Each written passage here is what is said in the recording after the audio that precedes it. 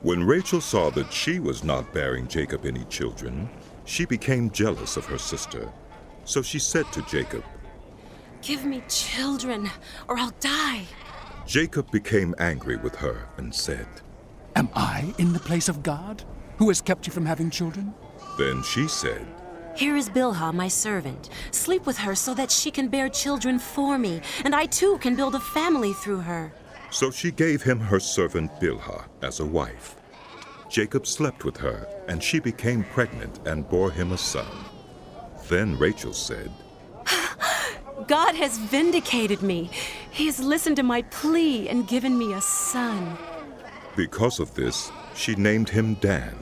Rachel's servant Bilhah conceived again and bore Jacob a second son.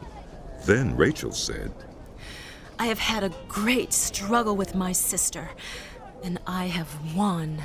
So she named him Naphtali. When Leah saw that she had stopped having children, she took her servant Zilpah and gave her to Jacob as a wife. Leah's servant Zilpah bore Jacob a son. Then Leah said, "What good fortune." So she named him Gad. Leah's servant Zilpah bore Jacob a second son.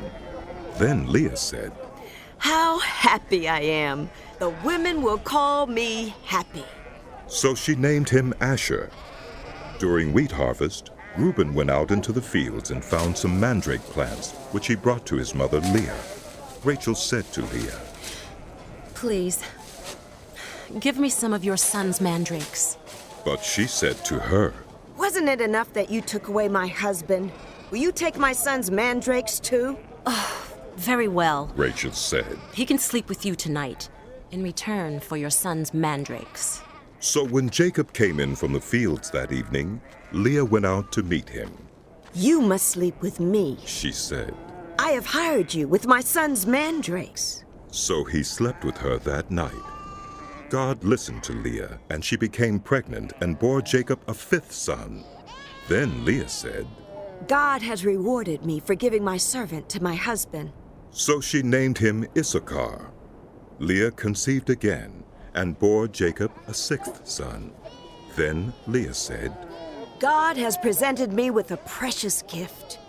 This time my husband will treat me with honor, because I have borne him 6 sons." So she named him Zebulun.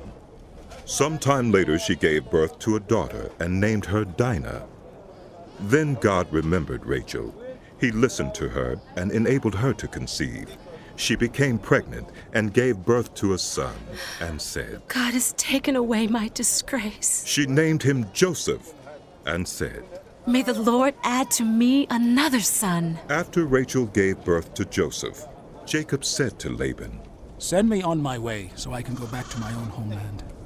Give me my wives and children for whom I have served you, and I will be on my way. You know how much work I've done for you." But Laban said to him, If I have found favor in your eyes, please stay. I have learned by divination that the Lord has blessed me because of you. He added, Name your wages, and I will pay them. Jacob said to him, You know how I have worked for you, and how your livestock has fared under my care. The little you had before I came has increased greatly, and the Lord has blessed you wherever I have been. But now, when may I do something for my own household? What shall I give you? He asked. Don't give me anything. Jacob replied, But if you will do this one thing for me, I will go on tending your flocks and watching over them. Let me go through all your flocks today and remove from them every speckled or spotted sheep, every dark-colored lamb, and every spotted or speckled goat. They will be my wages. And my honesty will testify for me in the future. Whenever you check on the wages you have paid me, any goat in my possession that is not speckled or spotted, or any lamb that is not dark-colored, will be considered stolen." Agreed, said Laban. Let it be as you have said. That same day he removed all the male goats that were streaked or spotted, and all the speckled or spotted female goats, all that had white on them, and all the dark-colored lambs, and he placed them in the care of his sons. Then he put a 3-day journey between himself and Jacob, while Jacob continued to tend the rest of Laban's flocks. Jacob, however, took fresh-cut branches from poplar, almond, and plane trees and made white stripes on them by peeling the bark and exposing the white inner wood of the branches. Then he placed the peeled branches in all the watering troughs, so that they would be directly in front of the flocks when they came to drink.